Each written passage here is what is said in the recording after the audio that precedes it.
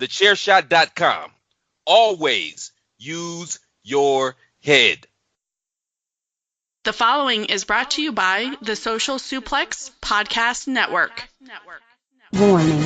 The Outsider's Edge contains strong opinions, unconventional views, and contrarian stances. Listen, if you dare. Hey, yo!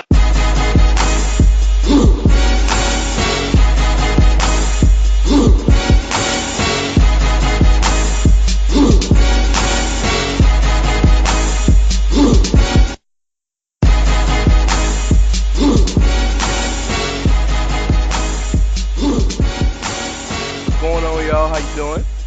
It's your boy, Rance aka Ray Cash. We'd like to thank you for listening to another episode of The Outsider's Edge. Karl is not here again. Hashtag bring back Karl. But we're gonna hold it down for him.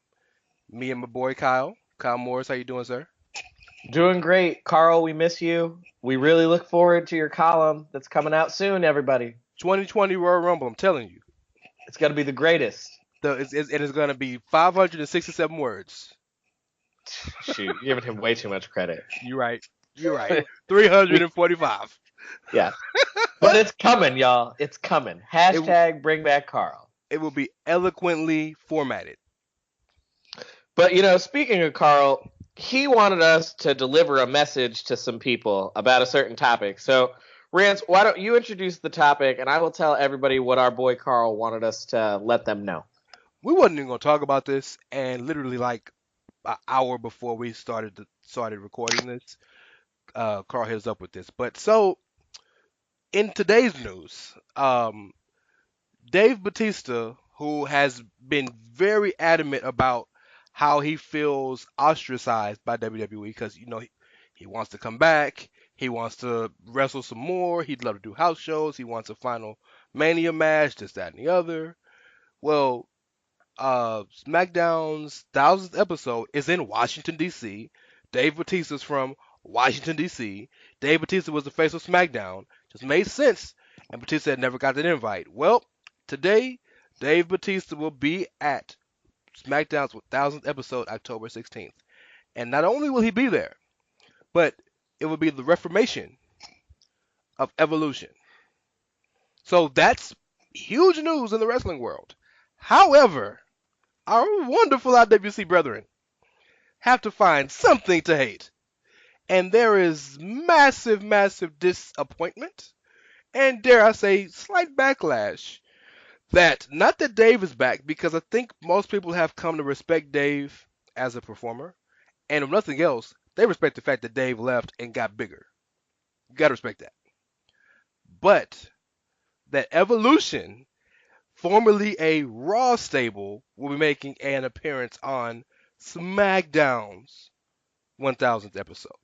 And, Brother Morris, our esteemed brethren Karl will want to say what? Our esteemed brethren Karl would want to say that if you are pissing in everybody's Cheerios about this, you can go fuck yourself. Oh, okay. Because, yeah, all right, Evolution was a Raw stable. For sure. Yeah, they were. Sure. Fine. I'll accept that. Absolutely. Batista was one of the faces of SmackDown during the original brand split, along with Edge and The Undertaker. Batista was the guy on SmackDown. I'd put Rey Mysterio in that category as well. Those four guys were the cornerstones of SmackDown, the first brand split go around. Also, let's not pretend Randy Orton hasn't spent a good portion of his career on SmackDown. He's there currently. Yeah, Randy Orton is also the only member of Evolution who is currently a full-time performer.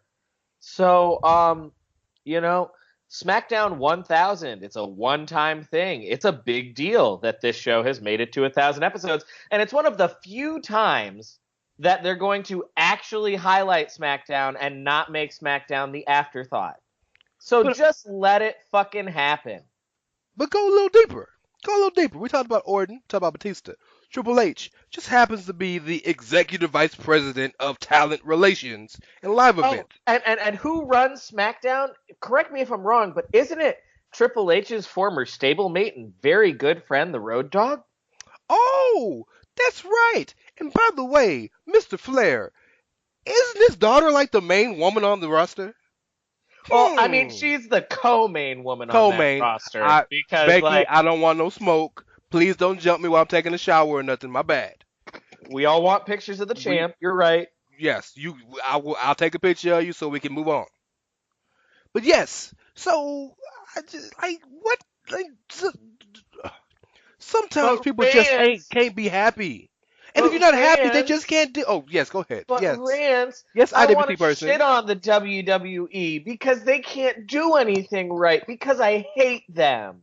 Oh, if that's the case, my good friend, I would venture to tell you to shut the fuck up and stop watching. Because I don't want to have to do that because they should just do what I want all the time because it's all about me. Oh, okay. Well, let me go get my violin real quick while you continue. Because you can cry these tears and I don't really give a fuck. Like, I am all for expressing your opinion, feeling a certain way, and as much of a WWE homer as I am, they don't get it right all the time. But who the fuck does this hurt? It doesn't. Okay. People just need something to bitch about because they can't find anything else on SmackDown to complain about right now. Because SmackDown's been putting in several weeks of very high quality television. Speaking of that, can we give Road Dogg his flowers? Because it was just a year ago y'all was trying to fire that man. Can we give him his flowers? I feel like a lot of us need to eat some crow, y'all. Like, Road Dogg's not infallible. He still, can not necessarily knock everything out of the park. But SmackDown has been on fire for several weeks now. And one thing that I've really loved that SmackDown is doing is SmackDown is creating a connected and shared universe within their show. We saw that the best example of that happened between Lana and Becky Lynch and Charlotte and Rusev and Aiden English, and all of those stories just perfectly weaving together on Tuesday night. So if you missed it, you're not quite sure what I'm talking about. So Rusev and Lana make their way to the ring on Tuesday, and Rusev calls out Aiden English and wants Aiden English to explain to him why he went and jump zoned Rusev the week before. On Rusev Day of all days. Of all days, on Rusev Day. So Rusev calls English out, tells him, you know what, before I fuck your ass up, you gonna come out here and you gonna explain yourself. And then you gonna catch this ass whooping. So Aiden comes out, and in true heel fashion, Aiden is the hero in his story, which is already a reason why, once again, y'all, I've said it many times, Aiden English is a national fucking treasure. Oh, yeah. That man is amazing. Yes. Also, he got a new mic. Instead of Happy Rusev Day, his mic and his new fresh Aiden English t-shirt say Happy Aiden Day. Well, he created the gimmick, if I'm not mistaken, right? And got it over because he has those amazing melodic dulcet tones. Oh, beautiful. Beautifully said, Kyle. Beautifully said. But anyway, he comes out there and he shows Rusev 2 video packages. He starts by saying, you know what, you're right. I did attack you. And I'll own up to that. But this isn't what you think it is. We had some great times together. And the first video package shows all the great successes of Rusev Day and the times that Aiden helped him out and the birth of the gimmick and all of the wonderful hammy goodness that was. 70,000 people chanting Rusev Day at WrestleMania 34. Yeah, just all of the hammy goodness that was Rusev Day. And then he says, but you went and ruined it and threw it all away when you brought back her. Her being Rusev's wife, Lana, of course. So then video package number 2 proceeds to show us all of the misfortune that Rusev has suffered since Lana started coming back to the ring with him. Yeah. And so then Aiden wraps it up by telling him, we had a great thing going until you fucked this up and you brought her back. And so I am gonna kick your ass. And Lana, you're right. You are honest with Rusev. So are you gonna tell him about that incident in Milwaukee? Mic drop. By the way, he really dropped the mic. Gangsta as hell. Oh, and by the way, y'all, I've heard a lot of people that have been speculating that the big reveal that Aiden's going to have next week about what happened in Milwaukee is that him and Lana had an affair. And let me tell you why you're wrong. You're not wrong because Aiden English is afraid of Rusev. It's not about that. You're wrong because for those of y'all that don't know, Aiden English is married to one of Eddie Guerrero's daughters. He is a Guerrero by marriage, yes. Aiden English is married into the Guerrero family from El Paso, Texas, on the border with Juarez. Aiden English don't want the fucking smoke of an affair. There's smoke in the air. He don't want none of that. No. There's tons of Guerreros, and if you fear Samoans or Polynesians or Tongans, we love you. We don't want the smoke. No smoke. We don't. No smoke. You might want to fear them Guerreros and them Hispanics. Latinos run deep. Just saying. So yeah, Aiden didn't have an affair because Aiden's not that stupid. But some shit happened in Milwaukee, and what makes this a great example of shared universe storytelling is the next scene we see is who should show up and in the middle of a conversation between Lana and Rusev, but that dastardly girl herself, Becky Lynch. The champ. As she likes to be known. Yes. And realistically right now, Becky Lynch is my WWE champion. I've heard people say that. No disrespect to AJ, who is no, that's all disrespect to AJ, bro. Stop running. It's okay. Shh. It's all right. We keep it a buck here. We keep it a buck. Yeah, you're right. Fuck it. AJ need to drop that title, and Becky Lynch is the best thing going in the WWE at this moment. She shows up, and she just looks at Lana and looks at Rusev, and she just chuckles and she says, "Oh yeah, so Milwaukee, eh?" So Lana tries to step to Becky, and Becky just looks at her as like, check yourself, bitch. As WWE champion, women's champion, anything involving the women on this brand is my business. And since you like to pretend you're some kind of fucking wrestler, why don't you meet my ass in the ring so I can show you what the smoke is? Ooh, that's them fighting words, I would think.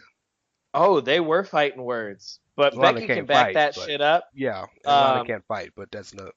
She can't wrestle fight.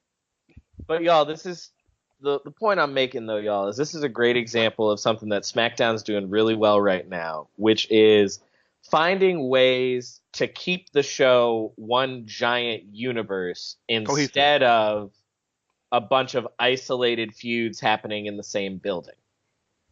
SmackDown, in a similar way to what NXT is doing right now, especially with Aleister Black, but just in general, SmackDown is doing a great job of having itself be a brand where everybody is connected and everything that happens matters because everything has repercussions, and it's made for some really excellent television. I mean, they've revitalized R-Truth. The ageless wonder that is R-Truth. Well, to be fair, R-Truth don't need much revitalizing other than not saying check and jive, but that's another conversation. I want to piggyback you I'm gonna say the same thing you said, but I want to point to one specific thing that I don't think you said or pushed enough. What SmackDown is doing is what we lauded WWE for doing in the late 90s, and that is everybody on the roster has a story. And not just a story, because everybody on Raw got a story technically, but has a story that is coherent and we care about. So it could be as low on the card as what Truth and Ty Dillinger is about to feud with Randy Orton. Ty Dillinger ain't been on TV and had a match on Raw SmackDown in weeks, if not months, right? Dillinger. Well, and they've been telling this story 4 months of Ty Dillinger being R-Truth's straight straight in the slapstick comedy of it. Well, and, I like to think of it as bring... his handler. I believe he's his handler. Yeah, trying to bring Truth back to the real world. And so then Truth just flips that shit on him a couple weeks later, talking about, dude, I'm trying to teach you something, son. What could you possibly teach me? How to get in the main event of SmackDown Live. Everything makes sense. Everything loops back. Everything matters. Even I hear a young IWC person saying, well, what about Shinsuke Nakamura? Yes, he could be utilized better, but have you noticed everything Shinsuke does, Orton continues to come out? Yeah. Something will happen between those two. Yeah, I'm telling you. And as a Raw guy, I got to give it up to SmackDown because from that standpoint, they are killing it. Not to mention that all the stories, especially the main ones, are tremendous. Yeah, AJ Joe, Becky Charlotte, Ms. Bryan, they all are great. Even stories that don't get time to really get fleshed out, like the Bar and the New Day, great. Well, and they're finding ways to tie even their main stories together, but just by making Miz versus Daniel Bryan a number one contenders match, you have now woven those two into Joe and AJ. Absolutely. And so now, when that shit is done, you can pair those guys off and branch those feuds out and keep some shit going. Okay, go deeper. A few weeks ago, when Truth made that promo, the reason he did it was because he thought Maurice was Carmella, which caused Miz and Truth, who were formerly a tag team, to have a little beef, which brought Carmella into it. What happened at the beginning of SmackDown this week? Miz and Carmella interviewed Daniel Bryan. You mean Truth and Carmella?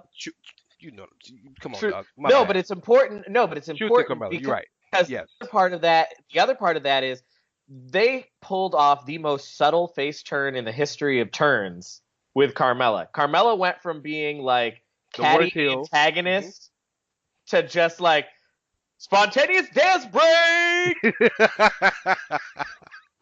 and that again to the beauty and the talent of the ageless wonder himself, Mr. Killings. You're absolutely right, man. Again, as a Raw guy, I hate to give SmackDown this much credit, but they killing it, dog. They killing it. They still can't get a higher rating than Raw when they do their worst, but that was a diss. That was a dig. That was a dig, Mr. SmackDown. I mean, you can make that dig. I'll allow it. I believe in Raw fatigue.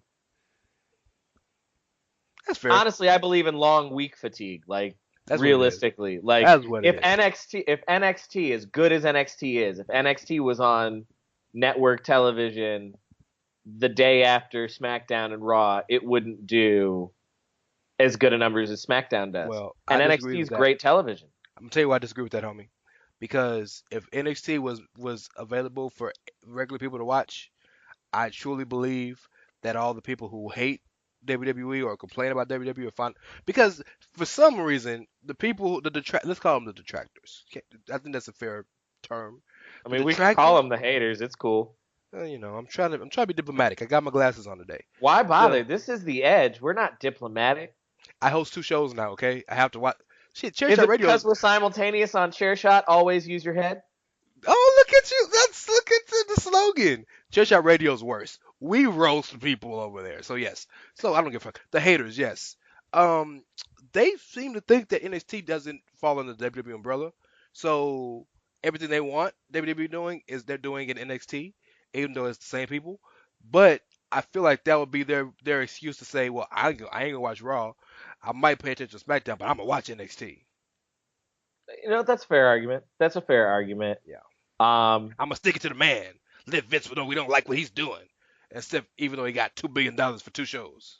No, I mean, that's a fair argument. For those of you that maybe haven't heard the term Raw fatigue or don't even understand what I'm trying to say, what I'm talking about is just, you imagine, especially if it's a pay-per-view week, you imagine, or a big 4, you had TakeOver on Saturday, you had a 4 or 5 hour pay-per-view on Sunday, you had 3 hours of Raw on Monday. You might not have that extra 2 hours, not so much in your time frame, but in your fandom. You might not have you might not have 2 extra hours of fandom and energy for SmackDown on Tuesday. you might catch that shit on Friday or on Thursday because that shit's on Hulu, or you might hit the YouTube highlights or whatever. Which are just, I did, for the record, I didn't watch SmackDown this week. I will watch it after we finish recording this episode. But I caught up on it by watching YouTube highlights. Well, honestly, though, like the reason I brought up Hulu is because unlike Raw, where you can watch it on Hulu and catch like the main parts, but there's a lot that's cut out. If you watch the Hulu version of SmackDown, you're still getting basically the entire show. Because 2 hours, and then I have to cut it so bad. Yeah, exactly. So because of that, you can watch SmackDown exclusively on Hulu, and honestly, you might enjoy it better if you're someone who doesn't like commercials or who likes to skip through video recaps. Because a lot of those are cut. It's a wonderful time in the business, especially considering WWE and that TV ratings don't matter as much because the deals are made and it's about the reach that the shows make. And part of that reach is all of the access to watch it. Hulu, YouTube, Twitter, Facebook, Instagram, Snapchat. They got a Snapchat. Like, you have all of the... Not mentioning the award-winning WWE Network for only $9.99 a month. Cheaper than Uncle Dave's shit rag. By the way, yeah, we ain't gonna go there. I don't have the energy for that. All I'm gonna say is for our new listeners from the Chairshot who maybe don't know how we roll here on the Edge, the producers of the Outsiders Edge are in agreement that when it comes to Dave Meltzer, you can miss us all with that bullshit. I feel like we're overdue for a Dave Meltzer diss track. We might have one coming soon. I'm down. We could do it on our brand stand debate. That's what I've decided to call it, the brand stand. So, as my esteemed colleague Kyle just mentioned, we have in the works. And you know what? I just noticed you're wearing red, I'm wearing blue. Even though it's opposite? It's the opposite. So I'm a Raw guy. Because we're the Golden Lovers. We're the Golden Lovers, yes. And we will be speaking some New Japan here in a minute. But I am a Raw guy. Kyle is a SmackDown guy. Karl don't watch shit. So, and I mean that affectionately. So since it is, we're kind of in debate time with the primaries and shit coming up. You mean the midterms. It's all the same to me. It's all right. I'm a government teacher, so I have to be particular. It's some election coming up. Somebody running. We don't get political on this show, so we won't bore you. No, not at all. Well, we're gonna get political in wrestling. Well, yeah, but you know what I mean. We're gonna do a mock debate, and I'm going to be the person representing SmackDown. Kyle's gonna be the person representing. I'm gonna represent Raw. Kyle's gonna represent SmackDown. Karl's gonna be the moderator, and we are going to ask for your vote. And you can tell us what do you like it, do you not? And please, I'm asking you because I know I'm gonna be fighting from behind already. I'm asking you, let the debate decide our fate. I don't think you're fighting from behind. I think I'm fighting more from behind because, and this is part of being a SmackDown stan. Mm-hmm. If you've stand for SmackDown as hard as I have for as long as I have, you've always got a little bit of a chip on your shoulder because SmackDown is little brother. Yeah. So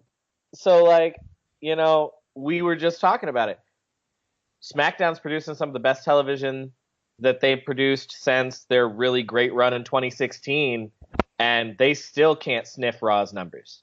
And since the apparently it's news what the rating is, Raw got the worst rating ever, even though it's still top 5 in the demo. But those facts don't like to be mentioned. But yeah, you're right. So there's one thing you mentioned. You talked about it. I want to go a little deeper because I got some questions to ask. So this Aiden English, Aiden Day thing. First and foremost, can I say I told y'all so? Can I do that? I mean, you can. We don't have to acknowledge it, but you can say it. Okay, that's fine. I mean, I don't need acknowledgement. I can pat myself on the back. Shout out to Barry Horowitz. Yeah. I told y'all Aiden was turning. I told you why he was turning, and I told y'all that Aiden is the reason that Rusev Day and Rusev in general was over in his most recent iteration. But my question to you, sir, Mr. SmackDown, is: will this escalate Aiden to a point where he can stay at his level, or is this going to be all right, kid, we're gonna throw out there, see what happens. We're gonna pull you back. Where do you see Aiden in the next 3 to 6 months following this feud? Because I'm sure this will be a 2-3 month feud, right? Where do you see him following this?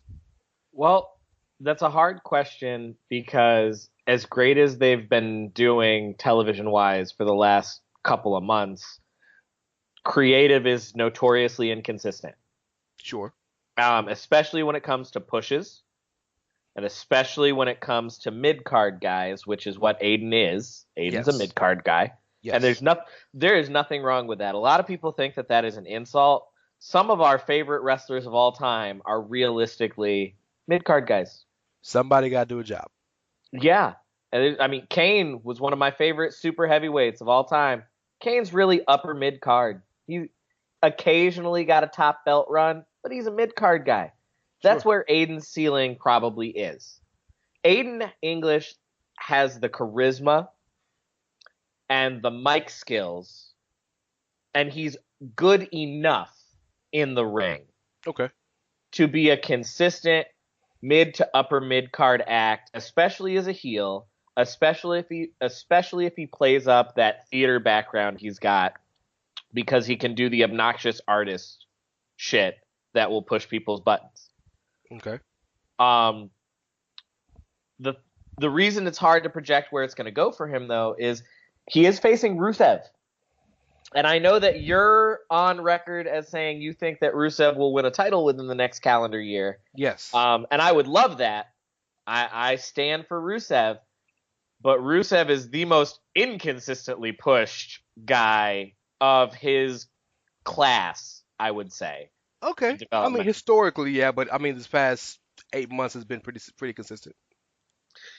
Okay, his past 8 months, he's been consistently featured, but not consistently a winner. You're right. And if we're talking about elevating other stars, you got to win. Yes, that's fair. So the other thing that's working against Aiden right now is that SmackDown is very heel heavy in terms of its best performers are all on that side.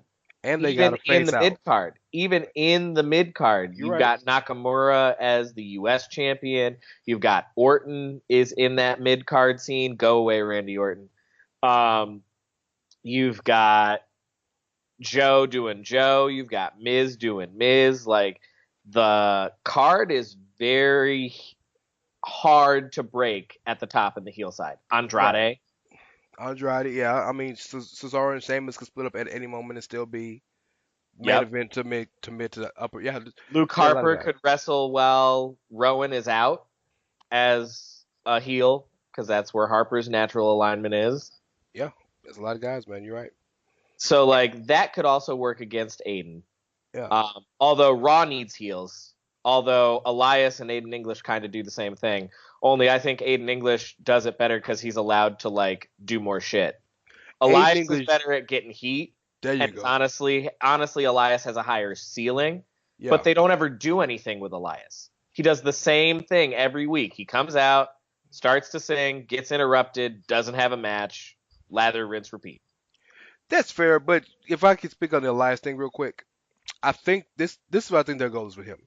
And I've expressed to you guys numerous times how personally tired of Elias I am because of the repetitiveness of it. But here's what I think the goal is.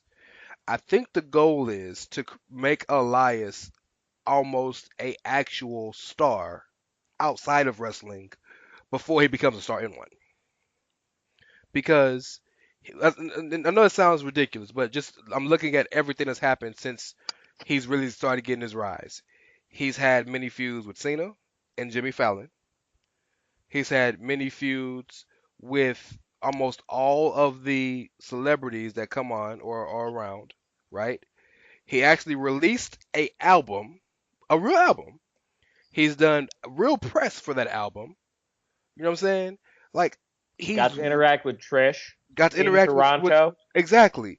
So I feel like their goal is to make him a real big deal as a person and a character, because they know, as much as IWC fans hate to hear it, that carries more cachet in wrestling than, oh, what can you do in the ring?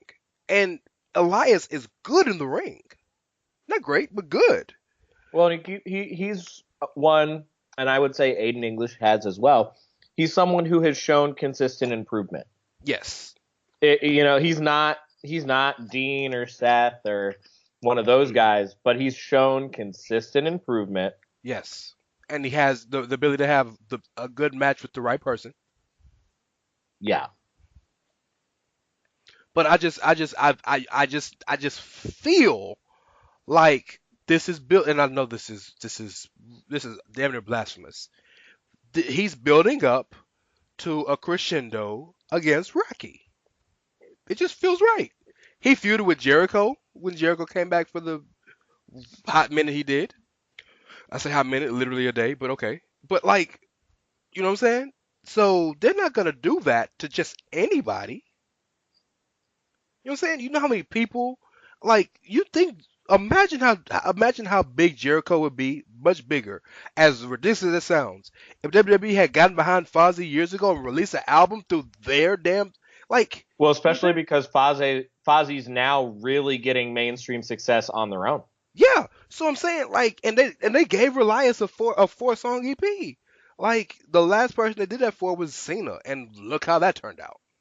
By the way, if you're Jericho, I don't want to say like that you're actively angry, but how jaded would you feel about some shit like that? Like, man, I had a fucking band forever. You didn't want shit to do with that. I gave this motherfucker an EP. I'm gonna tell you the truth.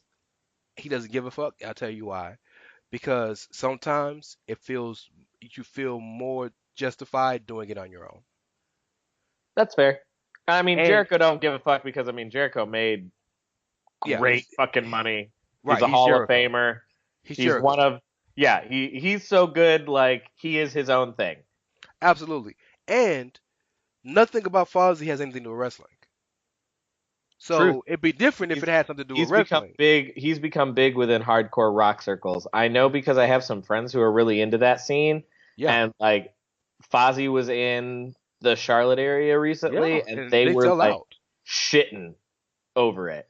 But it's not just like, that's awesome. Get Jericho's autograph and send it to me because I don't give a shit about Fozzy. No disrespect. They're good. They're a really good band. Yeah, they're a really good band. No disrespect. But like, if I go see Fozzy, I'm going to see Chris Jericho because I support the GOAT.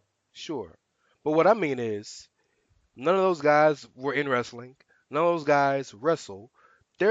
Jericho truly was like, on my off time, I'm going to start a band because when I was a kid, I wanted to be two things, a rock star and a wrestler. And I'm going to do this. He became both. Both of them. And I'm going to be completely separate from wrestling and WWE. So Fozzy has nothing to do with wrestling. It's generally... It's like as if he goes home and he's Mongoose McQueen, but he comes to work and he's Chris Jericho. You know what I'm saying? For those of you who don't know, he used to call himself Mongoose McQueen when Fozzy was first starting, so that he could have some ambiguity between the characters. Now he don't give a shit because he's the GOAT.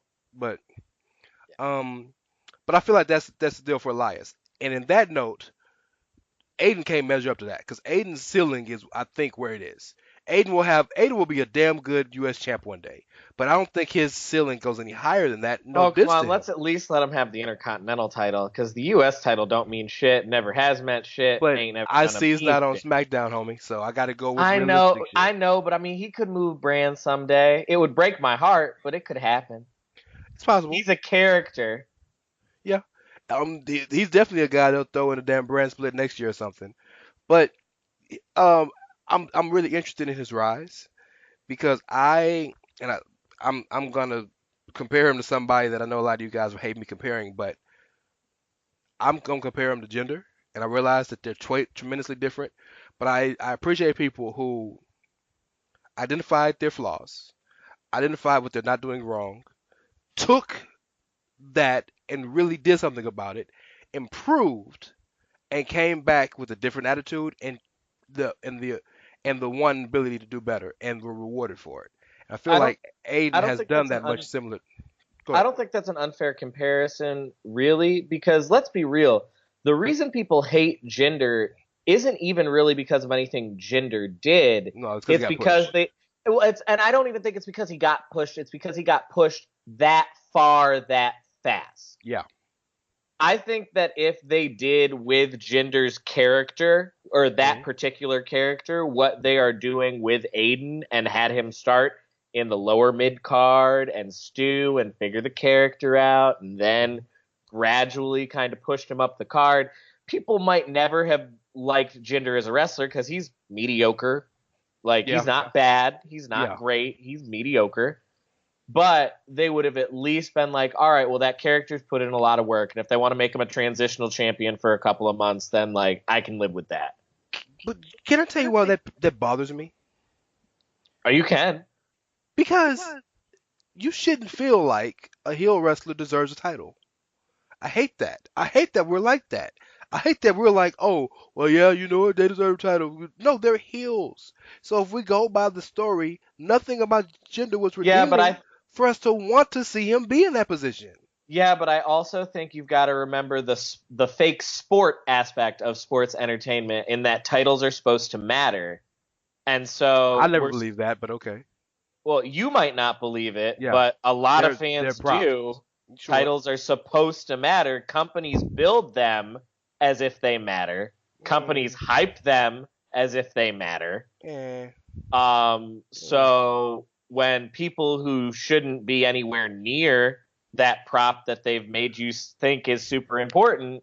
Okay, so that's it right there. Who are we to say somebody shouldn't be near it or not? Because one person picks who wins and who loses. You're okay. Again, the crux of what you're saying is not wrong. However, people weren't basing that opinion on nothing. They were basing it on the story that was told to them by that character. If I have seen Curtis Axel lose 400 matches in a row, and then he wins the WWE title, something about that shit don't make no fucking sense. You're right, but you're not. But what you just said is not the story that was told. The story that was told was Jinder can't do it by himself. He found two guys that are flunkies for him and continues to sneak his way to wins. But nobody wants to talk about that because it's Jinder. Jinder never won clean. Jinder never beat nobody clean. So there's no difference between what Jinder's doing and what Honky Tonk did, or what Miz did, or what Flair did. He's literally using his heaters to get him over. Nobody talks about that. Yo, man, why are you hating on these marks for getting worked? Because he was an actual heel who was actually hated, as opposed to all these heels that everybody was cheering for. So, like, that's not my issue. Get worked, man. No, that's sure. I love that. That's not my issue. My issue is that we feel that heels should deserve something.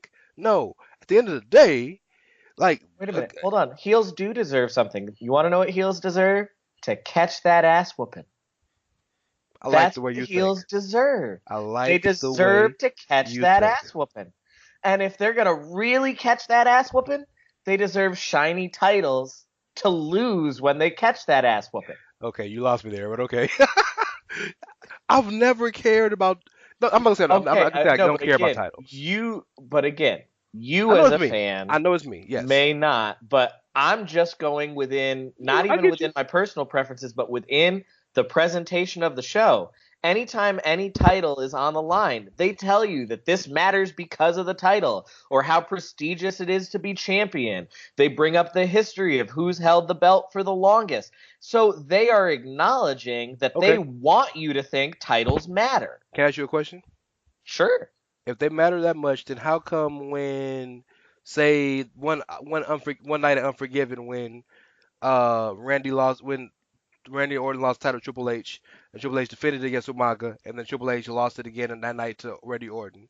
Or when people throw titles in the trash, or when people hold titles for years and only defend it 2 or 3 times. All this, like, it's not as organic or as simple as I think you're making it out to be. And you, again, much like you feel with me, you're not wrong. I get what you're saying, but I feel like we pick and choose what we want to pay attention to, what matters to us. Hold on. I would argue that throwing a title in the trash is only a big deal if you think the title matters. So if you build the title up to matter, that makes that act have the effect that they want it to have. That's fair. I can now. That's what argument I will accept. I can agree with that, but I just I feel like this, and I feel like not just in wrestling, this is in all aspects of entertainment. We pick and choose what matters to us. Of course we do. We're humans. Yeah, absolutely. But it's just like being a sports fan. Sports fans overemphasize championships historically. You know, I'm a big college football fan. I went to / am getting multiple degrees from the University of South Carolina. So, like, I am a diehard fan of my team. Mm-hmm. The great thing about being a fan of a team that never wins shit is that I can say I'm a true fan because I watched these motherfuckers go 0-11 2 years in a row. Yeah. And like, the ticket holder. I remember the year when they finally won a game. It was the first game they'd won in like 30 games. The student section was so lit, they tore the fucking goalpost down. That's how lit they were to win one fucking game. But sports is real, and we know wrestling is not real. Yeah, but it doesn't have to be real to feel real, man. It feels real. Okay, but at the end of the day, you gotta wake up. It's not. You're right. At that the dream, end of the day, that dream I had with me on a boat with Naomi and Sasha Banks or whoever. You were cheating on Mia Yim. I'm telling Keith Lee. I'm telling Keith Lee that you was cheating on his woman with other women. Stenographer, strike that from the record, please. Strike that from too the late. It's on video now. Shit, I'm the producer. I can cut this shit. No, but okay. So I'll tap into my theater background for a second, and I'll talk about willing suspension of disbelief, which is a huge crux if you're going to be a fan of something like pro wrestling. Sure. You have to have the willing suspension of disbelief. For a lot of people, the thought that championships matter is how they maintain that willing suspension of disbelief because it ties it into the sport aspect.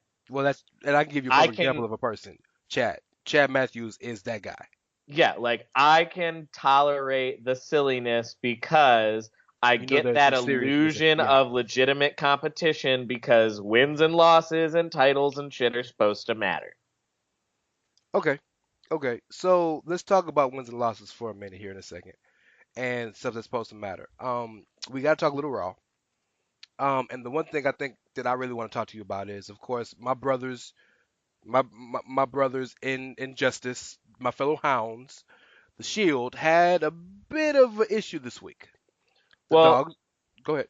Well, so to Shield and the Hounds, I heard, because I have not seen Raw yet for this week. As I haven't watched SmackDown, by the way.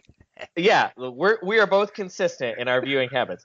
I heard that some tag teams that had been Geek Squadding had some good performances this week. Is this true? Well, anytime the Revival have time to wrestle, they get great reviews. They can wrestle. It's not the problem. Nobody cares about them. But the match was tremendous. The match between Ziggy Mac and the Revival was tremendous. Well, I also heard good things about Authors of Pain versus Roman and whoever Roman partnered. Oh, but see, I don't consider. Okay, the Authors are technically part of the Geek Squad, but they're the Authors of Pain are only dominant because they face the Job Squad every week. The Job Squad is even below the Geek Squad. Well, I'm just saying, like, if we're gonna get a Revival the benefit of the doubt for what they did in NXT, the Revival's the most dominant team to ever come out of NXT. So, yeah, Authors of Pain.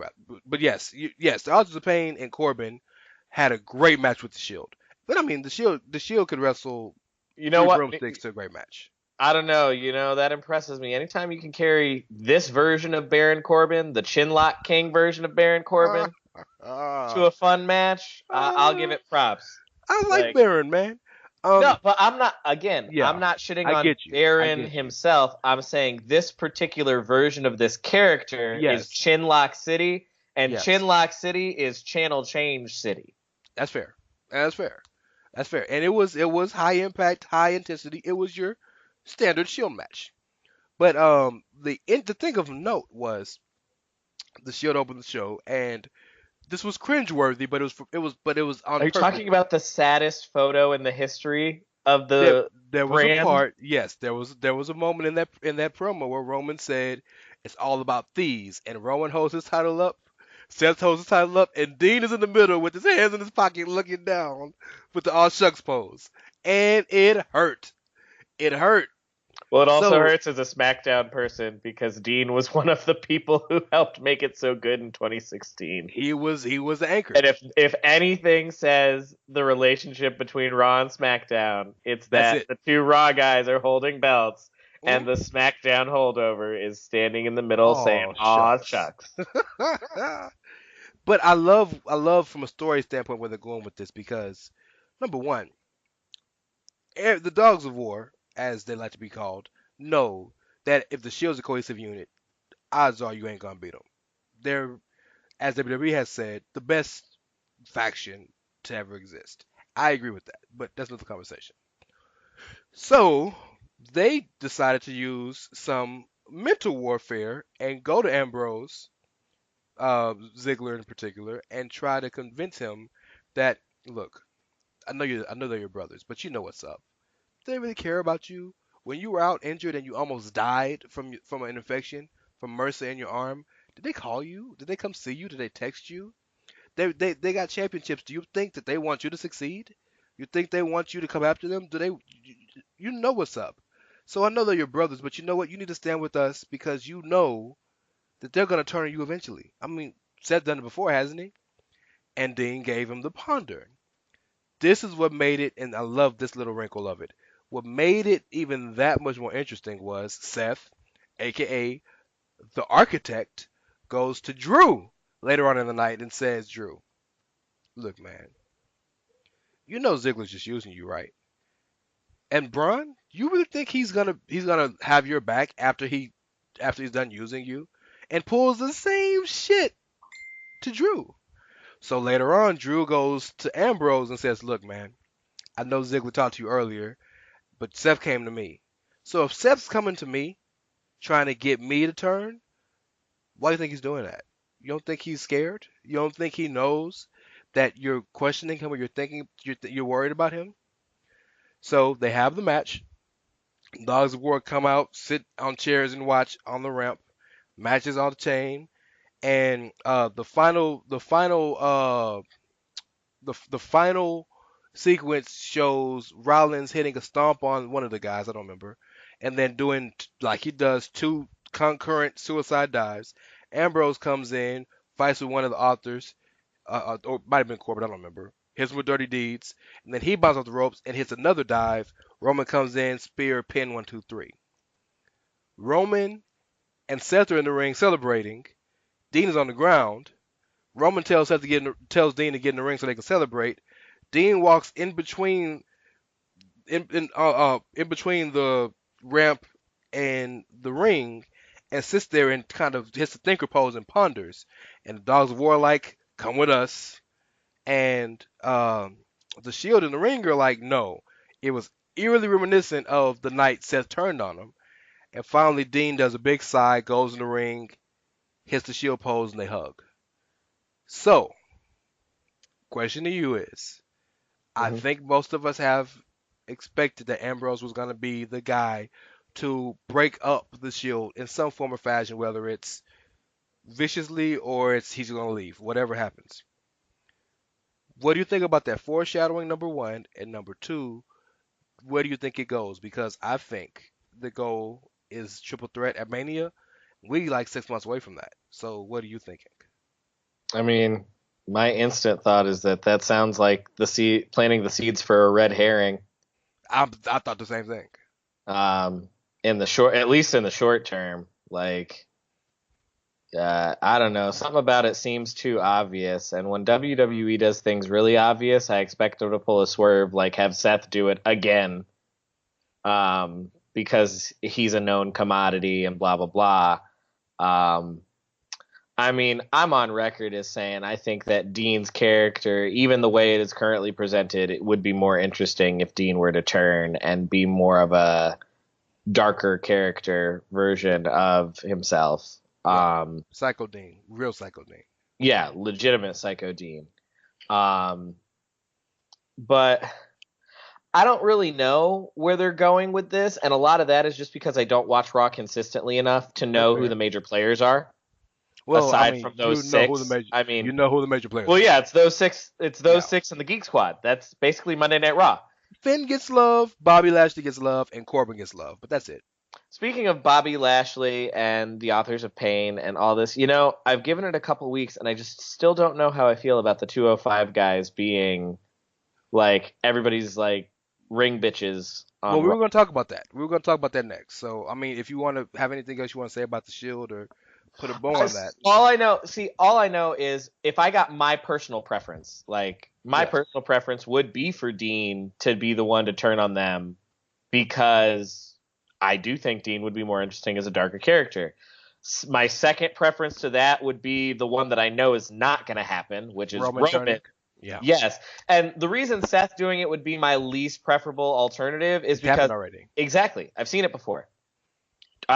It's like chocolate ice cream. I know it tastes good. I know I enjoy it. But if I've got the option of chocolate, mint chocolate, or Rocky Road, chocolate is my least preferable option here because it's an old reliable and I know what it's like. Right. And Seth is at the apex of his facedom right now. Yeah. Singularly, not Shield-wise. And the only thing that could make him more sympathetic is after he redeemed himself, only to be then turned on. Yes. Yeah. Absolutely. And I think originally they were going to do that until Jason Jordan had what apparently is looking like a career ending. I don't think. Well, we need to talk about Jason too one of these days. I think Seth is was always going to be a face for the foreseeable future. This is just conjecture here. Well, no, I think they were building towards Jason turning on Seth until Jason got like that debilitating injury. Well, Jason was playing heel the whole time anyway. Yeah. But you absolutely, and yeah, we need to have the conversation about Jason because it's tremendously tragic to see somebody that young, that good looking. It's Paige talented. All over again. No, it's not. Only it's worse because Paige at least had a pre-existing condition and we knew it, and she had some good years on the top. Well, let me tell you why I disagree with it being Paige. Even though Paige is 24, 25, Paige had a full career. Paige has had WrestleMania matches. Paige has been a multiple-time champion. Paige has had iconic feuds. Paige has done literally, and I hate to generalize, but she's done damn near everything she could do as a professional wrestler in the WWE. Jason Jordan hadn't done anything. That's why it's a tremendous difference. So much like Bryan, if Bryan would have retired after he got his injury, there's nothing else he could have done. He done everything. Paige had done just about everything. Now I'm not saying she couldn't have done it more and more and more, but she had accomplished every goal. Jason Jordan has never wrestled a WrestleMania match. Jason Jordan has never been in the Royal Rumble. Jason Jordan probably has he had one singles match on a pay-per-view? Jason Jordan hadn't done anything. You know what I'm saying? After spending all that time, and I'm not saying this from a negative standpoint. After spending all 6 of those years in FCW NXT, after all the numerous reboot after reboot after reboot, new gimmick after new gimmick. We'll try this, we'll try that. We're gonna put you with Ty Dillinger. Okay, that don't work. We're gonna put you with all the wrestlers and make it called Shoot Nation. But no, we can't do that because shoot, pow, pow. Put you with Chad Gable. Well, that's not working. We're gonna reboot that and make it work right and this and that. Break y'all. After everything he went through just to get to the main roster, to get his single shot, and then it's pulled away from him.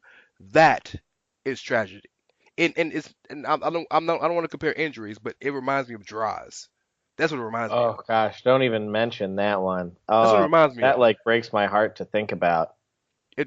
Now, that's and God, I hate that we have to speak so morbidly, but from a living standpoint, Draws is the most tragic. Well, what makes Draws the most tragic to me, it's not even just from the living standpoint, it's also from the standpoint of it was just a complete freak accident that still haunts D'Lo Brown. To this day. He will tell you straight up, it is one of the lowest points of his life. Mm-hmm. Mm-hmm. And just, oh my gosh, I don't want us to get too much into it because I'll get real sad. Yeah, so let's move on. Let's move on from that. But yeah, Jason, man, look, here we at the edge. I know Kyle's not necessarily a praying man. But lots of love for Jason. Yeah, love and thoughts and lots and of all of that. Yes. let's do this. Let's have this 205 live conversation because I talked with Platt about this on Chairshot Radio. But I this the whole so I appreciate that these guys are getting a chance to build their characters and show their ability to be more than just wrestlers on Raw. My problem is I have two problems. Number one, I think the problem that you have, I said that for last. But my first problem is I hate that these guys are different concurrently characters on each show. right. And Platt cited Triple H, but I told him the difference between that is Triple H is an owner on one show and an authority figure on another, whereas these guys are both essentially wrestlers, right? So I'm gonna play heel on this show and face on this show, and like so that bothers me, right? Personally, because it bothers me too, and I don't care if they want to make meta references to it on 205. Like, I don't care if Lio Rush wants to make little jokes to Drake about, oh, well, aren't you over there doing this, and that? Like, no. Yeah, it's inconsistency. You're either this character or you're that character. Pick one. Right. If you want to be the Authors of Pain guy as your new thing, and you just want to be a dick general manager now, and which fine. we know Spud can do. Yes. Yes, but I mean, Rockstar Spud can do literally anything. Yes. He is a chicken shit into chicken salad performer. Absolutely. So, like, Rockstar Spud can do anything. Drake Maverick will make it work. That's not what I mean. But I'm with you. I'm gonna play the straight-laced, down the middle William Regal general manager on 205 Live. Mm-hmm. But I'm gonna be the dastardly heel break shit guy on Raw. He was cheat up a Storm in a 6-man tag. That's what I'm saying. Like, nah, son, nah. And the second thing is, I don't know where they stand on the ability for cruisers to have a chance to move up and do other things. That was Neville's beef. We've had this conversation before, but I think you alluded to it. It looks bad to me, and if it looks bad to me, I'm sure it looks bad to everybody else. That they're good enough to be on your show to talk, but they're not good enough to be on your show to wrestle. That almost feels like they're, and I hate this word, but kind of pseudo burying their own talent. It makes them look like a sideshow. Well, they are a sideshow. I would say it makes them look like a joke. Well, no, when I'm saying sideshow, I mean it makes them look like the Carney style sideshow. Oh, got you. Like they're minis. Yeah, like they're just these little cast-offs. Oh, look at the cute little vanilla midgets. They can talk good. And to add to your point, the joke that Elias and Kevin Owens have for Lio Rush that he's a kid, and they had Kevin Owens had the KO talk show with Elias playing and stuff, and Lio Rush came out to introduce Bobby Lashley. And when he came out, they were like, "Oh, we knew you were gonna come. We got something for you." And they had a kid's, like the seat that the little babies sit in, at a restaurant. A booster seat. A booster seat. And and it was hilarious. It was funny as hell. But yes, because Lio is, and by the way, quick tangent. All of this said, I love Lio and Lashley together. Lio is what Lashley needs because Bobby Lashley, like. Even TNA knew this, and TNA fucks up everything. But even they were smart enough to know Bobby Lashley cannot be solo. Bobby Lashley needs. You're right, but even then, mic guy. Lashley was spitting fire in TNA though. But he still needs someone to make him more inherently interesting. Absolutely. Because there's something about Bobby Lashley. We talk about it. Bobby Lashley has all the intangibles, but he doesn't have it. Something about Bobby Lashley does not make me want to watch what he's doing. I'm just like, oh, look at this big dude. I bet I guess he's decent enough in the ring. I don't give a fuck. Yeah, absolutely. Whereas Lio Rush's only problem is that he, much like Rockstar Spud, and he's Rockstar Spud level small. Spud's problem is he's so small, he's not believable against literally anybody. Yeah. Spud's not believable against the other cruisers. He's so small. Spike Dudley. Exactly. And Lio Rush has that exact same problem. And it's unfortunate for both of them because they're both really good. and they're both good in the ring, but they're so small. Right, but I think at least for Leo has a moveset that, and his speed and his intelligence leads you to believe that he can last with other cruisers. But the Tom and Jerry type thing they got going, where Leo's gonna get jumped by everybody and just runs and jumps and plays mousetrap against everybody and gets out every time, and Lashley comes to save him. I'm sure I'll get sick of it eventually, but right now it's great. But yeah, talk to me about the cruisers, man. What are you thinking? In fact, this category was your idea. It was, because I want to talk about both the pros and the cons. And I know that my first pro is something you don't necessarily agree with, but I hope that I'll explain it well enough. I like that now that it's not live, it's being taped before SmackDown, and the reason that I like that is because the crowd is bigger. It just is. Well, can I say this real quick before you expound this real quick? Yeah. I'm fine with it now that they're not playing it to be live. Yeah, okay. That was my only issue. You can't run it live before and change SmackDown from 7 to 9 to 8 to 10. Now that it's literally going to be taped and showed, I'm fine with it now. So, yeah. Okay. Well, then yeah. I like it because, again, the crowd is bigger. Here's the thing, y'all. When people go, and I know this because I've gone to SmackDown tapings during the 205 era, and I've stayed for 205, but people go to SmackDown to see SmackDown. And a lot of your average audience doesn't even know who the fucking cruisers are. Or care. So when they come out, these randos that they've never seen before, they're just like, who the fuck is this guy? I'm ready to go home. So by having them warm the crowd up and let the wrestling be the thing that gets them over with the pre-show crowd, because pre-show, that's good enough. So can I, dare I say that the fans don't give a shit about just wrestling? I mean, you could make that argument, but because if they did, wouldn't they stay for 205? Not if they don't know who any of the people are. But if it's just about the wrestling, why do you care? That's the argument. The argument is the wrestling versus entertainment argument is strictly about the intangibles matter more than what's happening in the ring. So if I don't know the people who's wrestling, I don't care about them wrestling. That's exactly what you're saying about 205. But I think you're misunderstanding my reason, though. Like, I'm not talking about your reason. I'm just throwing shit at you.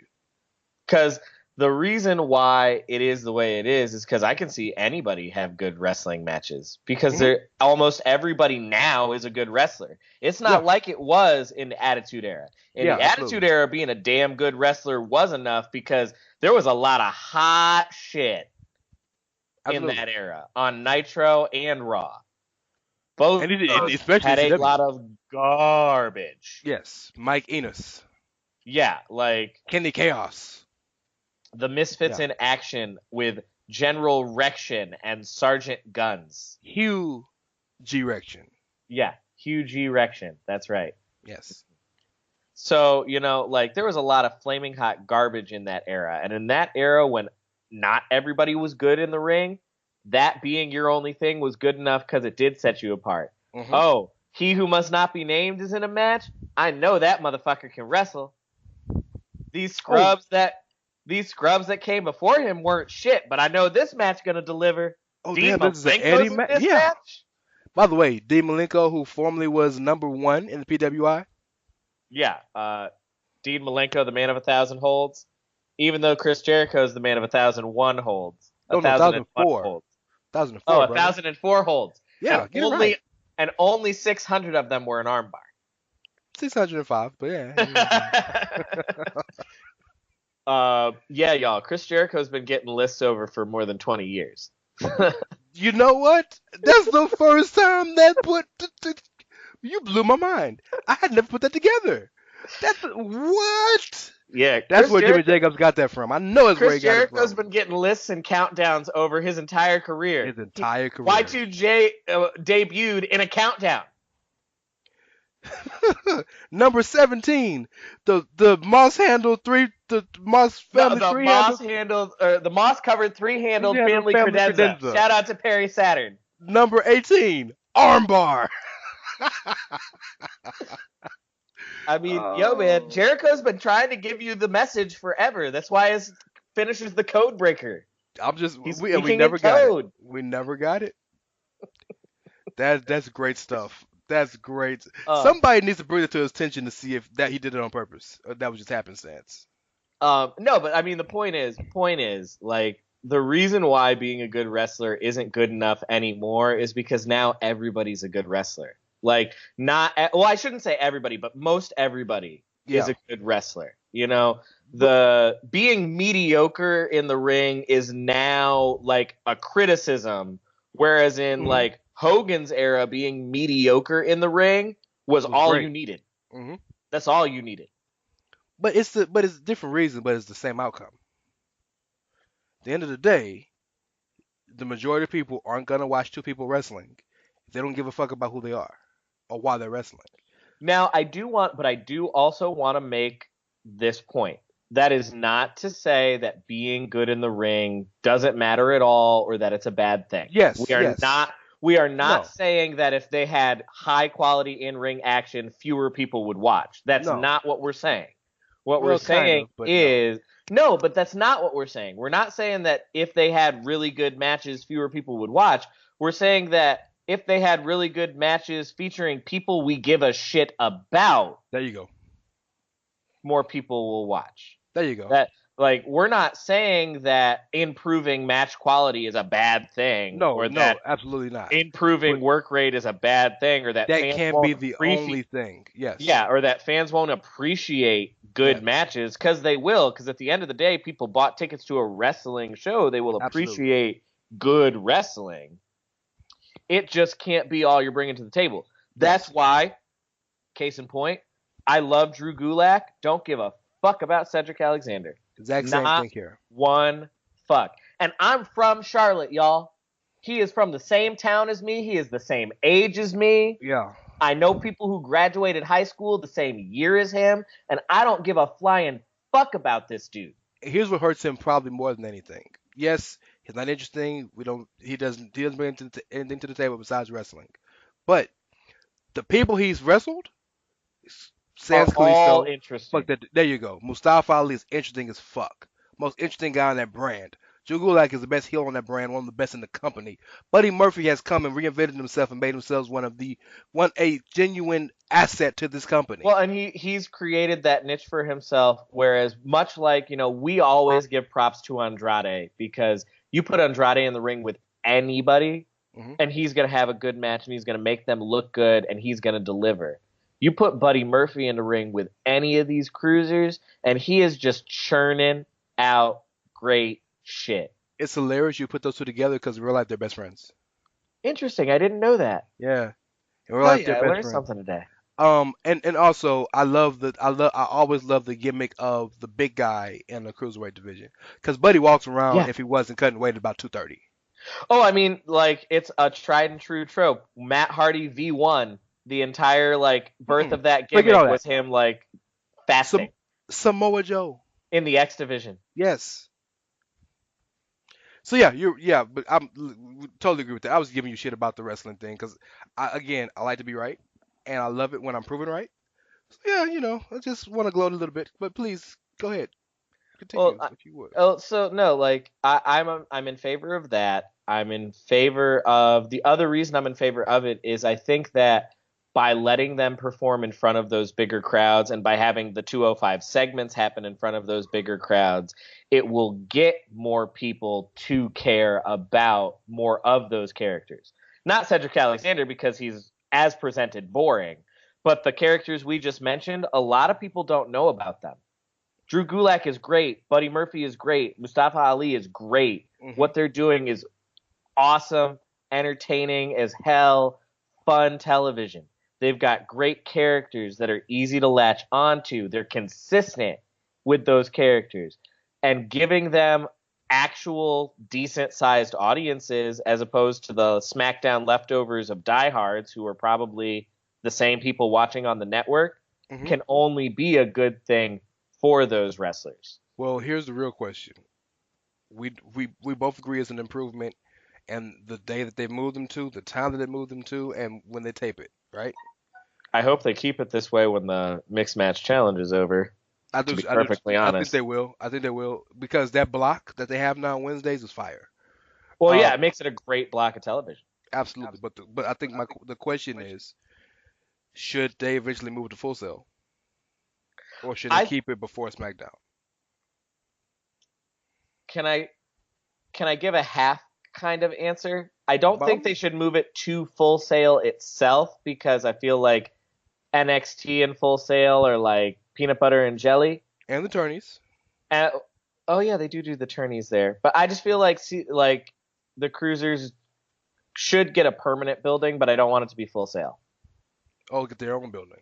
Yeah, like get their Center own Stage in Atlanta. Yeah, something like that. Just get their own version of a Full Sail. Yeah, but see, that's the reason that Full Sail they do Full Sail is because it's already set up and it's got the schools there. It's in Orlando. Yeah. It's down the road from the PC.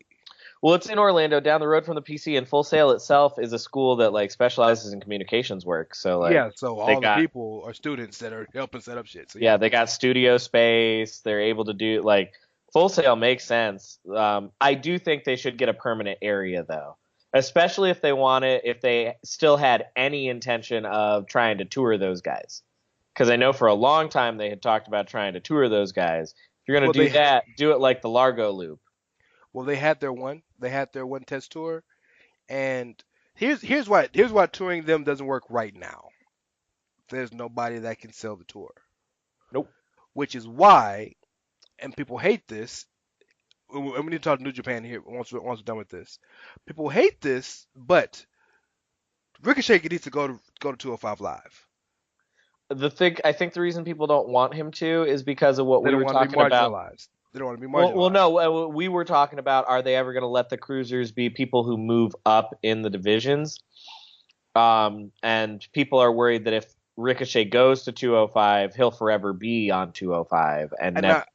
I respect that, and you're absolutely right. I completely agree. But I think I agree with your argument because, in my opinion, the only way that Cruisers can move up is if we care about them. And nobody cares. New Japan doesn't move juniors up just to move juniors up. New Japan waits until people give a shit and then puts a story together to make you give even more of a shit and move them up. And they've had to win everything a million times. Shout out to the Bucks. But look at that journalism and journalistic integrity. We're trying to hit the journalistic segue into New Japan. So you talked about the Bucks. First and foremost, I am super interested in this to show this with the fighting. What's it called? Oh, Fighting Spirit Unleashed. It is their second U.S. show this year. It's from Long Beach. Yeah. Yep, and it's on Sunday.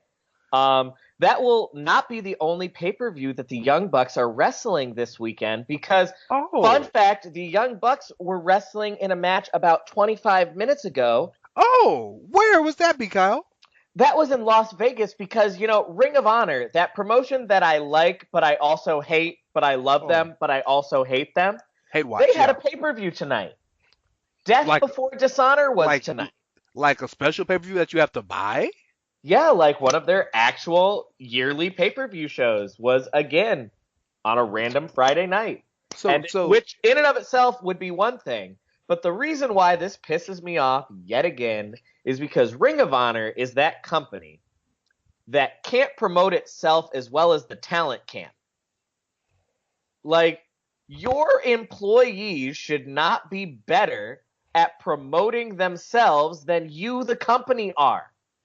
So you're the Honor Club member, right? Especially not if you're run by a fucking billion-dollar entertainment conglomerate. So you're an Honor Club member, right? Yes, I am. How did you find out about the pay-per-view tonight? Hangman Page's Twitter account. Now, this is a dude who pays to watch Ring of Honor every night. And look, so we can quit all the jokes and the bullshit. This got to stop. This has to stop. These people fucking got the ring. They got the fucking Garden in a couple of months. This shit got to stop. It's like I don't even watch Ring of Honor, but I would never watch Ring of Honor because I don't know when to watch them. This got to stop. It's despicable. And it's fucking inexcusable if you look at all. And it's fucking inexcusable if you look at All In, because like I know All In was its own thing. I'm not trying to take anything away from what Cody and the Bucks were able to do or any of that. I was there. I'm not trying to take anything away from that. But the fact that they were able to sell out a 10,000 seat arena and the company that they work for on its own can't sell out 5,000, like you said, is fucking embarrassing. Yeah. And here's the other part of that. They got no social media presence. Like none. I follow their Twitter. I follow their Facebook. They put shit on there. I'm not saying they don't put anything on there, but they have no branding, no promotional awareness. This is the top United States wrestling company in the world, non-WWE. This is the top U.S.-based company in the world. And it is, y'all, even Impact stands, it is, because, again, I said it last week, Impact is a Canadian company. Forget that. If they were American, they're not bigger than Ring of Honor. Nope.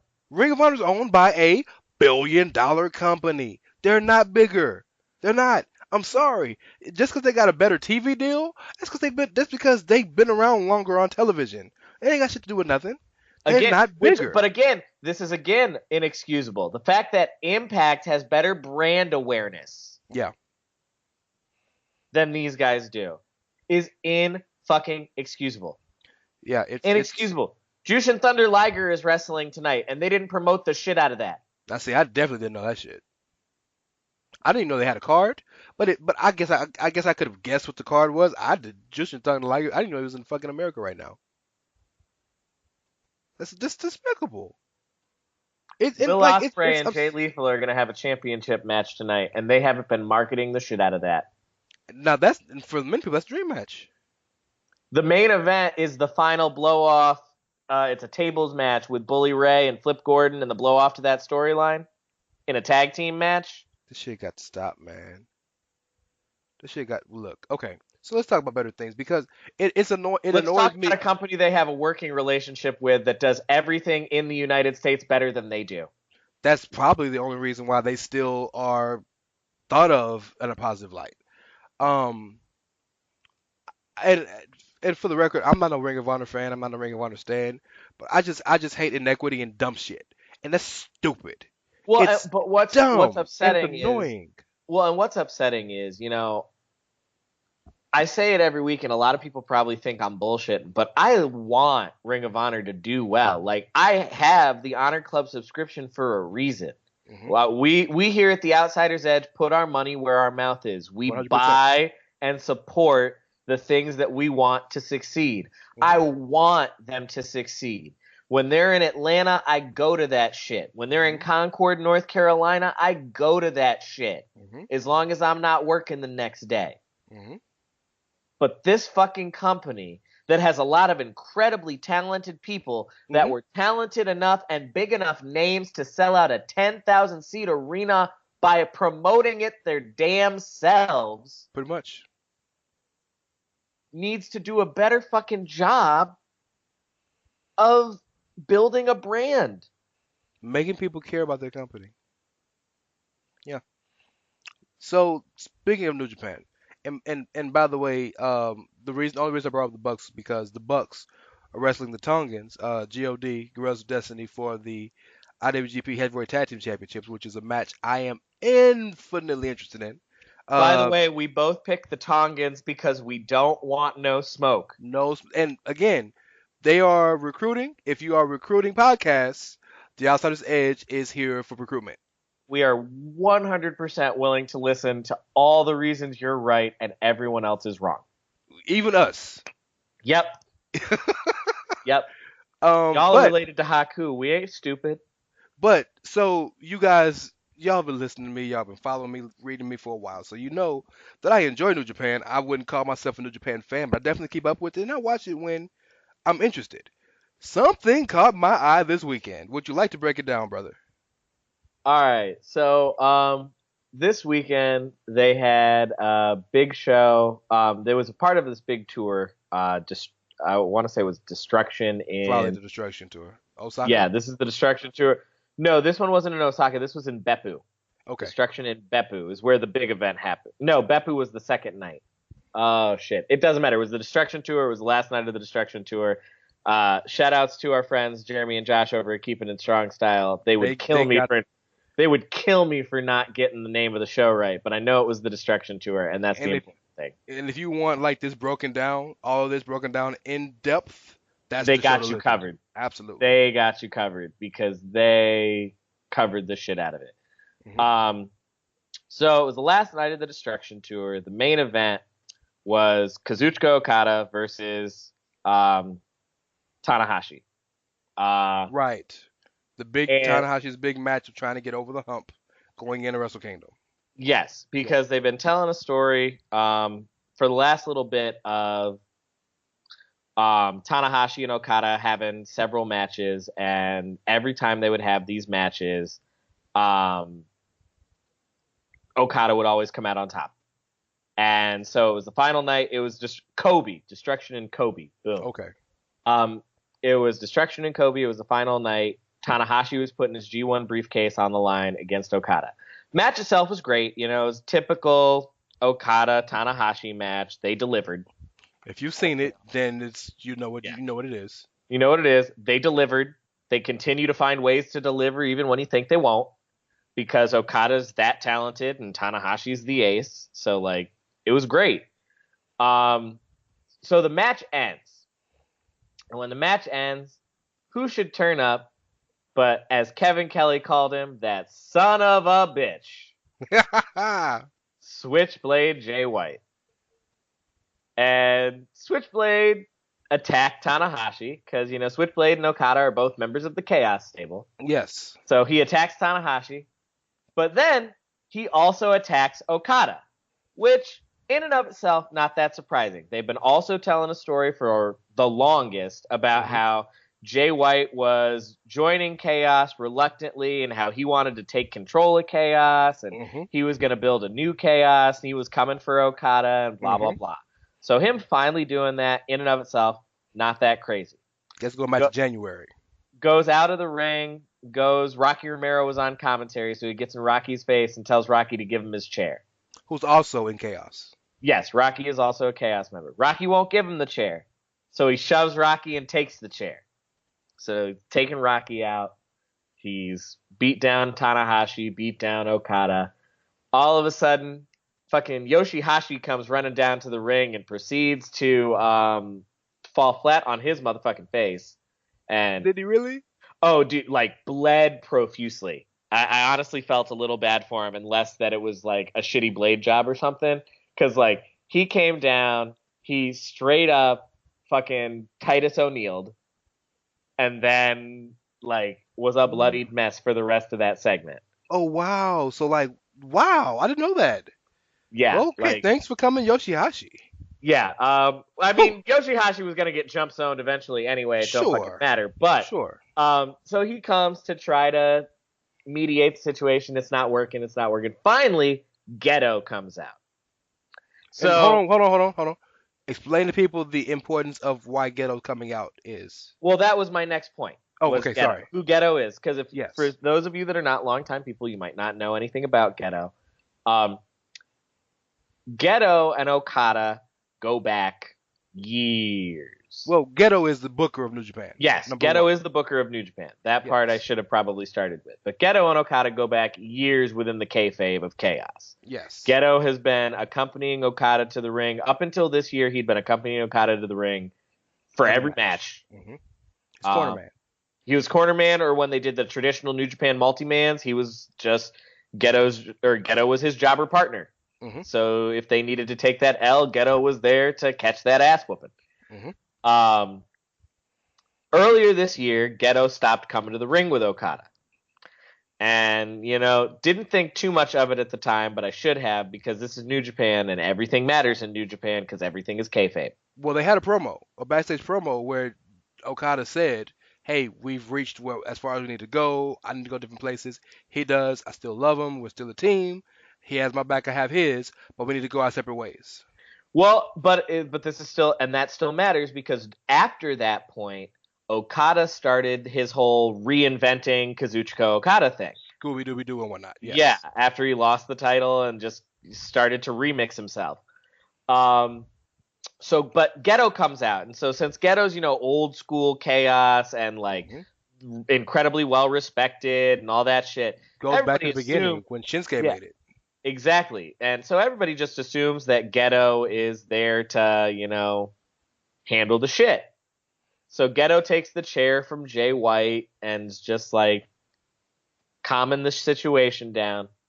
Jay's standing across the ring from Okada. Okada's got his back to Gedo, and Jay just keeps like yelling at him. Then Gedo proceeds to jump zone Kazuchika Okada. Took that chair to the back. Shittiest chair shot. It was a terrible chair shot. But that's not the point. The point is, it makes fucking sense. 100%.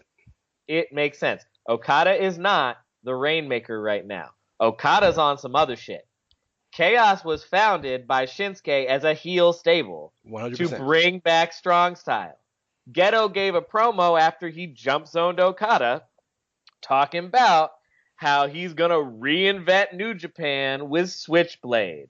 And this is a new Chaos. I love it. I love when New Japan has American-ass entertainment storylines. And that is what the fuck this is. Absolutely, because you know what the questions are now? Where do the other members of Chaos fall? Ishii, Yano, Makabe. It's a lot Roppongi of 3K, Beretta. Beretta, and Dustin, if you will. And what's my man name? Godo. Mm-hmm. You know what I'm saying? So and our boys over at Keeping It Strong Style have an interesting theory that Roppongi 3K could turn on the rest of Chaos because they've been like throwing subtle shade at Rocky lately. Well, and this would give them the opportunity to do that. Shout out to Rocky, because Rocky revels in his position of getting the shit. Mm-hmm. He's great at it. Rocky is all about catching that ass whooping. He catches the fade better than most people. I give him credit for that. He also records real fire rap intros for anything associated with him. That Roppongi Vice intro is still a fire track. Not to mention him and Chico, the Luchador, tend to be good friends, I believe. Something like that, right? Yeah, something like that. It's almost like they're twins, even. Almost. I don't know. It's weird. But okay, so this caught my eye for a number of reasons. So we started talking about this before the show started, and you stopped and you said, why are we not recording? So I want to say this, and I know there's plenty of New Japan fans out there, Josh and Jeremy included, who are probably going to tell me I'm wrong. But I realized the Bullet Club originally was a heel stable of Gaijins trying to take over New Japan, right? Make their mark. I get that. But singularly, individually, we have not seen in New Japan, I could be wrong, tell me if I'm wrong, in a good while, an American entertainment-esque style heel running roughshod in the main event of New Japan. And what I love about Jay White, and I think Jay White is the most improved wrestler this year, started off with Tanahashi in the fucking Dome, right, in the beginning of the year. And now we're moving on to, he's probably going to a match with Okada for the keys to chaos, whatever you want to call it, this next Dome.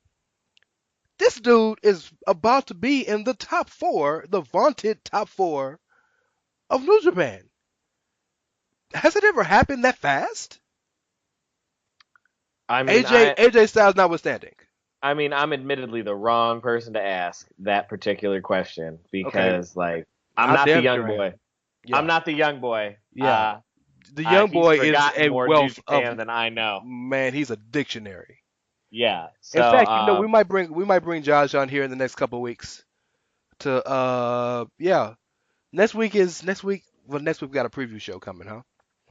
I guess we do. For the Thunder Down Under Super Showdown. I like it better if we call it Thunder Down Under. I think that would have been a better name. So Platt called the show in Australia the Thunder Down Under. Hell in a Cell was a Rage in the Cage, and Crown Jewel was a Jam in the Sand.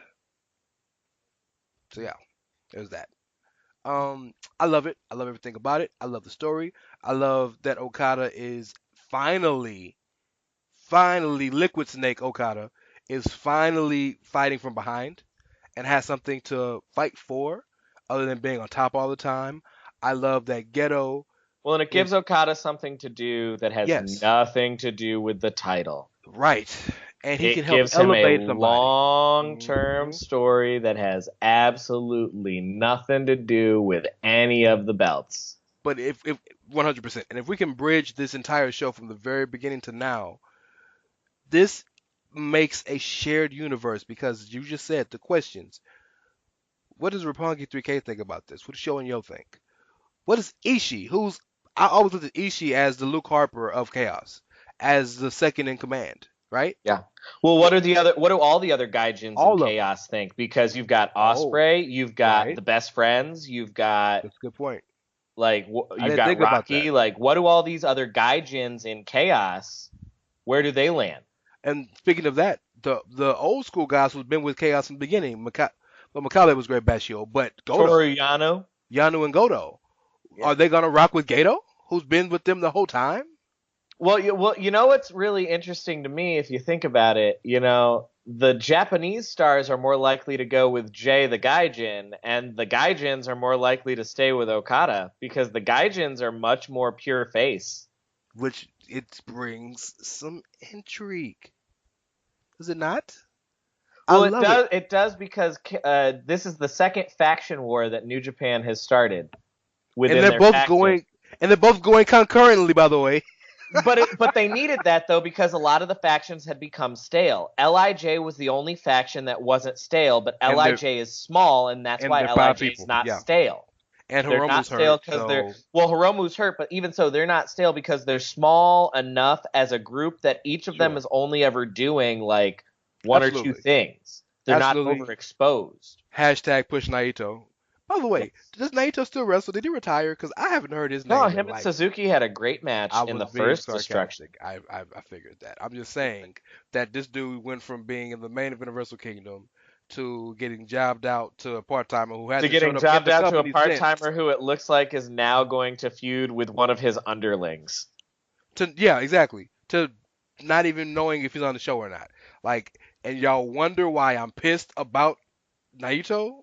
I'm just saying. I will say this though, y'all. You want to know why Naito's a badass? Because even when he ain't got shit to do, he wanted smoke with Suzuki. Yeah, when you talk about don't give a fuck about your life. Like, we joke about not wanting smoke with the Tongans, but this man wanted smoke with Minoru Suzuki. Speaking of Minoru Suzuki, is it fair to say that the most cohesive, the scariest motherfucker ever? Oh, well, we know that. Yes.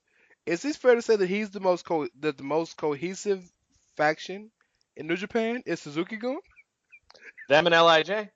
It's them and LIJ. But they're so fractured in that they do their own thing so much.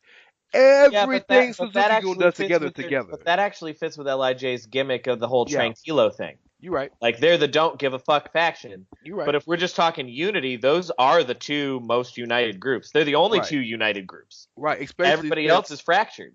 Especially since the big white guys. I can't think of what they call Killer Elite Squad. Their tag team should be big white guys, but yeah, the Killer Elite Squad. Since they came back, we talk about vanilla midgets. They're like fucking vanilla giants. Giants. But they're a great tag team though. But they've come back and they're hitting it with they're hitting it strong and they want those titles back. We know Saber's a beast there and Taka is his. Dude, Zack Sabre time might be my favorite thing that no one's talking about in New Japan right now. Zack Sabre! Yeah. Come over here! Taka kills it, bro. Tap out. Taka kills it. And then you got Tai Chi out here who's like Tai Chi. He comes out. He's won me over the last couple months. Me too. I hated the guy, but yeah, the one guy I can't mess with is Izuka. Yeah, I've got no use for Izuka. Do your thing, brother. But it's I will say this: it is never not funny seeing him walk through the crowd and all the people who were like half his size are terrified. That's always fun. But other than that, he doesn't do anything for me. Yeah, but like New Japan has me so interested that I might go ahead and resubscribe from now until Wrestle Kingdom. Until Wrestle Kingdom, because every year I subscribe in January for Wrestle Kingdom, because again, we here at the Outsiders Edge, we believe we pay for what we want. We support. And for y'all that want to laugh and make fun and are like, oh, that's super cheesy, y'all, we read all the time about these companies that go out of fucking business, that you bought their shit or you pirated their shit, and then you're sad that they're not making content anymore. That's why they're not making content anymore. Nobody's Buy their shit. Or you complain about your favorite wrestler doesn't get featured or doesn't get whatever. Buy their merch. Especially if they're an independent performer, because their merch is probably where they're making most of their money. Absolutely. I am a Ty Dillinger fan. Guess what? I have a Ty Dillinger shirt. Yep. I got a Perfect 10 shirt. I got a Rusev Day shirt. You bet your ass I'm going to have an Aiden Day shirt. Oh, and what's your favorite shirt you just recently bought? My favorite shirt, speaking of wrestlers making most of their money off of merch and other things, my favorite shirt belongs to that boss of bosses, famous dick wrestler, Joey Ryan. Shout out to Joey. Because my man is, it's not even finessing. It is, my man is, talk about ingenuity.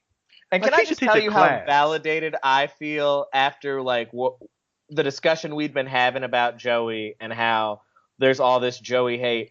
For those of you that don't know what the fuck we're talking about, Joey Ryan recently tweeted this weekend that he had been hired to work a wedding as Joey Ryan. These people bought him a flight, bought him a rental car, got him a hotel, and paid him his wrestling booking rate. Just to go to the wedding and be in character. Yeah. And then asked him if he wouldn't mind bringing merch to sell at the wedding. Talk about the life. And I love what his caption was. It was like, this is my out plan. Yeah, this is my wrestling out strategy. But it just goes back to what I said when we talked about him at all, and I understand people who don't like Joey because Joey's not for them. I get it. If you've seen it and it doesn't appeal to your tastes, I understand that. But Joey is just good fun, and that's all he markets himself as. He doesn't pretend to be, this Hall of Famer or any shit like that. He's top guy or nothing, yeah. Nope. He's a guy who will go to a show that's going to sell 50 tickets because 20 people paid to see him dick flip someone. Because he loves wrestling. He loves the business, and he gives back. Also, those of you that like to shit on Joey Ryan but love to watch PWG better fucking thank Joey Ryan, because he was one of the founders of that company. I was about to say, he started that. You are welcome. Yeah. So if you were rocking Bola and are super excited, shout out to Jeff Cobb for winning Bola. Oh, he did, yeah. Yeah, he won Battle of Los Angeles. He was real excited about it. That's a big deal. Yeah, shout out to Jeff Cobb for winning Bola. But if you were rocking Bola and you're rocking it every year and you talk about how great PWG is, and then in the same fucking breath shit on Joey Ryan, you, sir, can eat a bag of dicks. Because if it wasn't for Joey Ryan, you wouldn't have a Bola tournament to fawn over. Are they Joey Ryan style dicks? No, they're not radioactive, and they won't flip you. Because those would be fun dicks. That's funny coming from you. That's hilarious. Listen, I still want my Tyler Bate gram, man. Hey, those people, we're gonna have to tell people that joke one day. Someday, but not today. Anything else you got, my brother? Nah, you can find me on Twitter at Dr. S'mores. You can also find our missing brother in arms, Karl, at Outsider Curvin. Hashtag bring Karl back. His column's coming soon, y'all. He's super excited about it. No, but in all seriousness, we say it all the time. Karl, more than Rance and myself, has like legit family shit that he's got responsibilities to, and is not always able to be here with us, but he is family and we love him all the same. All the same, and the show it's always his show. It'll never be anything else. It's just a bigger part of the show as me or Kyle. Oh, he's a bigger part of the show than me because he's a founder. I'm the new guy. Well, you said it, not me. Also, shout outs, of course, to our Scottish brethren, the homies Ricky and Clive. Yes, at Ricky and Clive, by the way. We were trying to get Rick to stay up with us, but he was like, "Nah, fuck that, I'm sleepy." But yes, speaking of the rest of Social Suplex, shout out to Run Nation Radio, Elmo Nation Radio, Rich and James. Shout out to Keeping It Strong Style, as we said earlier, the young boy Josh and Jeremy. Shout out to Grown Men Watch This Shit at Grown Men Pod. Keeping It Strong Styles at KI Strong Style. Shout out to our Chairshot family at the Chairshot. Always use your head. Go to prowrestlingtees.com/chairshot, I believe is the link, and get that good ass merch. Speaking of merch, Outsiders Edge will have merch. I am working with my esteemed, special, favorite, perfect, wonderful graphics guy, my boy Mike Fergus, for some shits. And so you'll be able to get your own Catch That Ass Whooping t-shirt. Ooh, I like that. Wasn't one of them I was thinking of, but it will be now. Yeah, I like that. Yo, man, if Braun can get these hands, our thing can be Catch That Ass Whooping. Because, like, if you listening to the Outsider's Edge, you must be ready to catch that ass whooping for being a mark. I'm here for it. I'll catch that ass whooping with a U or O? We're American, so we'll use O's. Okay. Whooping. Got you. Okay, written down. Yes, and of course, I am the co-host of Chairshot Radio with young Christopher Platt. You can find him at The Real C Platt, Chairshot Radio. We just got a Twitter again at Chairshot Radio. I, of course, am at It's Ray Cash, REY as in Mysterio, CASH as in dollars. Yeah, I write too. I'll write eventually. Me and Karl will come out one day. I'll come out 2019. He'll come out 2020. I'm gonna do it eventually. I promise. Who you lying to, man? Your next column's gonna be about your daughter's debut in the wrestling ring. I have no comment. I have no comment on that because that might be a true thing.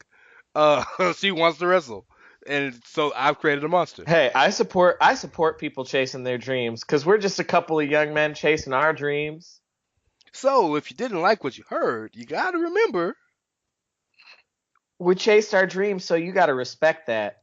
Yeah, and you also gotta remember that if you don't respect it, we don't care. Give a fuck. Not one fuck was given. Just like Brie Bella don't give a fuck, we don't give a fuck. I'm so glad we didn't talk Brie, because I've heard that at every podcast, and me and Platt talked about it. Look, Brie. She is who she is, y'all. She's going to be at Evolution. Just accept it. It'll be all right. Yo, Clive actually said that she should get pushed as a shoot fighter to be Ronda Rousey's next opponent. I'm here for it. Anyway, yes, we say all that to say this. Thank you for listening. We'll holler at y'all next week. Later.